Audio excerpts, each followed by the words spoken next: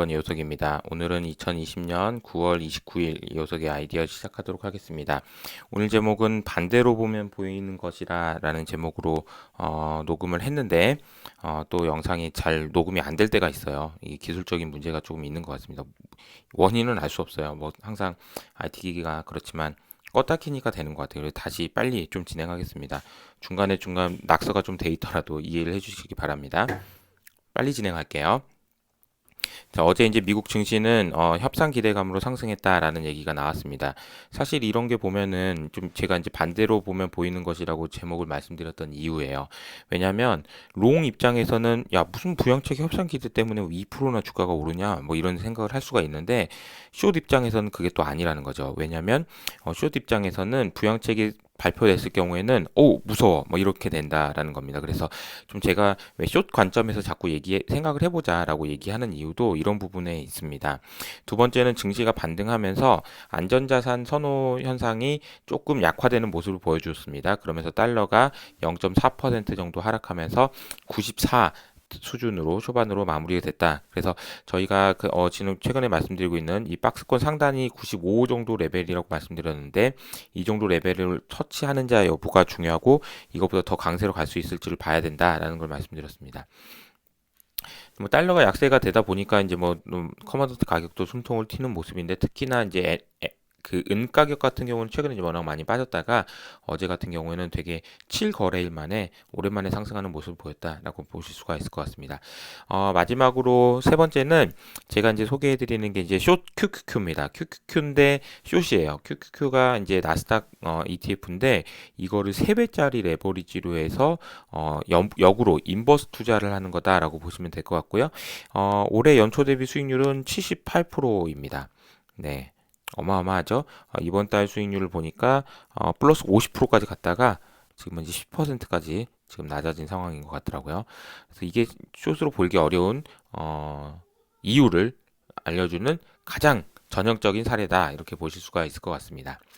어제 시장의 특징은 나스닥이 좀 장후반으로 갈수록 계속 강세를 폭을 키웠다면 다우나 S&P는 차익 실현이 좀 나왔다라고 보실 수가 있을 것 같고요. 종목 단으로 보면은 특징이라고 할 수 있는 거는 다 올랐다는 겁니다.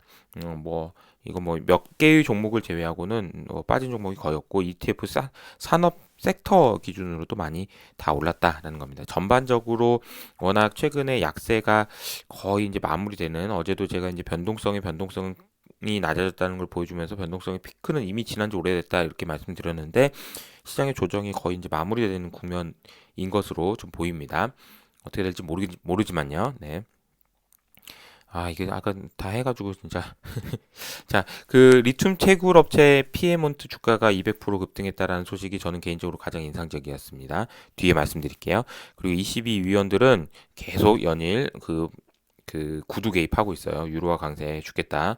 안 된다. 유로화 강세. 왜냐면 우리 지금 벌써 디플레다. 이런 얘기를 하면서 지금 유로화 강세를 견제하는 그런 모습을 보여주고 있습니다. 그리고 미국 대선 레이스가 본격화됐다라는 얘기가 지금 나오고 있고요. 그리고 메스터 총재는 가장 매파적인 분이라고 얘기했는데 이분이 여전히 깊은 구덩이에 빠져 있다. 경제가. 이분 누가 보면은 비둘기 파는 줄 알겠어요. 네, 요새 보면. 그리고 헤지 펀드가 달러 쇼트가 너무 길다, 많다 이런 얘기도 있습니다. 그리고 BTS가 빌보드 싱글 다시 복귀했네요. 네, 빅히트 IPO를 앞두고 저도 빅히트는 정말 뭐 제가 그동안 말씀드렸던 거 있잖아요. 빅히트. 자, 제가 그동안 말씀드렸던 거 뭐죠? 첫 번째 검정색으로 씁시다. 첫 번째 무형자산.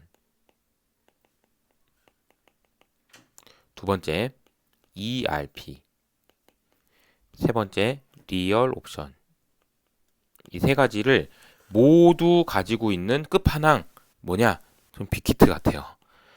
그래서 굉장히 저는 뭐 긍정적으로 보고 있고 주가 흐름도 물론 상당히 너무 많이 올라가기 시작하면 또 먹을 거 없는 것 같고 뭐 어떻게 돼 있고 그거는 이제 모르겠어요. 그거에 대한 기술적인 얘기는 모르겠지만 저는 이 회사의 그 장기 성장성이나 이런 부분에 대해서는 굉장히 긍정적인 뷰를 가지고 있다. 제가 가지고 있는 그동안 말씀드렸던 모든 거를 다 가지고 있는 회사다. 어, 투자 의견은 아닙니다. 네. 이거 사세요? 절대 아닙니다. 네. 다시 한번 강조해서 말씀드립니다. 자, 이거는 이제 페이먼트라는 회사, 아까 말씀드렸던 테슬라에 관련된 얘기를 제가 이제 이거 다 써놨으니까 이거 보면서 그냥 말씀드리죠. 테슬라를 보면은 배터리 데이 이후에 사람들이 이제 많이 얘기하는 게, 야, 이거 뭐 아무것도 없었다, 실망이다. 내가 생각했던 건 이건데 이게 안 나왔으니까 난 실망이야. 이렇게 하시는 분이 있지만, 그것을 바라보고 있는 옆에서 이렇게 살짝 이렇게 바라보고 있었던 완성차 업체라든지 아니면 배터리 업체라든지 소재 업체라든지 이런 데들은, 이거 뭐야 이거 테슬라 이거 되면 나 큰일 나는데 이거 어떡하지? 테슬라가 2만 5천 불짜리 차를 또 만든다고? 머리 아프네. 이렇게 된다라는 겁니다. 음, 실제로 어떤 분들은 실망했다라고 표현을 하시고 실제로 뭐 실망하신 분도 있을지 모르겠지만, 제가 보기에는 실망하는 게 아니고 이제부터는 지금 두려움의 관점으로 지금 봐야 된다라는 걸 말씀드립니다. 두려움의 관점으로 봐야 된다. 테슬라가 이거 진짜 하면 어떡하지? 지금까지는 야 설마 되겠어? 라는 게 이제 주가에 반영됐다면, 이제부터는 야 테슬라가 진짜 하면 어떡하냐, 야 큰일 났다, 야 우리 어떡하냐, 이런 얘기가 된다는 거죠. 제가 늘 얘기하는 거는 돈은 거짓말 하지 않는다는 겁니다. 돈은 거짓말 하지 않기 때문에 어제 주가가 이렇게나 오른 이유가 있다라는 거고, 이걸 이렇게 200%나 오르면서도 여전히 그래도 이 주식을 사고 싶었던 사람들이 많다라는 거를 의미한다라는 겁니다. 테슬라에 대해서. 그리고 이제 숏으로 돈 벌기 어려운 세 가지 이유에 대해서 말씀드렸는데, 요거는 진짜 간단히 말씀드릴게요. 일단은 첫 번째가 숏 수익 구조가 다르다. 이건 지난번에 제가 말씀드렸던 부분이 있기 때문에 수익 구조가 다르다. 자, 롱은 이런 거, 숏은 이렇든. 롱은 손실이 제한이 있고, 숏은 이익이 제한이 있는데, 롱은 벌려면 무한대로 벌 수 있고, 숏은 깨지려면 무한대로 깨질 수 있다. 이론적으로는 그렇다는 거기 때문에, 숏 포지션을 가졌을 때의 마음가짐 자체가 완전히 다르고 불안하다는 거예요. 불안 심리는 숏이 훨씬 더 크다라는 겁니다. 그러니까 아무것도 아닌 것 같은 부양책이 시작될 것 같다라는 얘기만 가지고도 불안한 거예요. 숏은 그런 상황이다라는 겁니다. 그리고 이제 맞췄을 때 포지션이 줄어든다는 얘기는 생략하겠습니다. 제가 이제 숏으로 돈 벌기 어려운 세 가지 이유라는 얘기를 제가 그 과거의 영상을 제가 이제 첨부를 해드릴 테니까 그거를 한번 참고해 주면 좋을 것 같고요. 세 번째는 구축하기도 어렵고 유지하기도 어렵다라는 얘기는 이걸로 보면서 설명드리면 될 것 같아요. 예, 제가 앞서 말씀드렸던 그 3배짜리 레버리지 숏 ETF 숏인데요. 요걸 보니까 연초 대비로는 3월 그러니까 8월 달에 그렇게 주가가 많이 빠지고 했어도 50% 올랐다가 다 빠지고 이렇게 하다 보니까 실제로 이런 그 차트 모양에서 돈을 벌기가 상당히 어렵습니다. 트레이딩을 잘하면은 진짜 귀신처럼 하면은 돈 50%딱 벌었을 때 딱 고점에서 딱 나와가지고 딱 팔 수 있잖아요. 벌 수 있죠.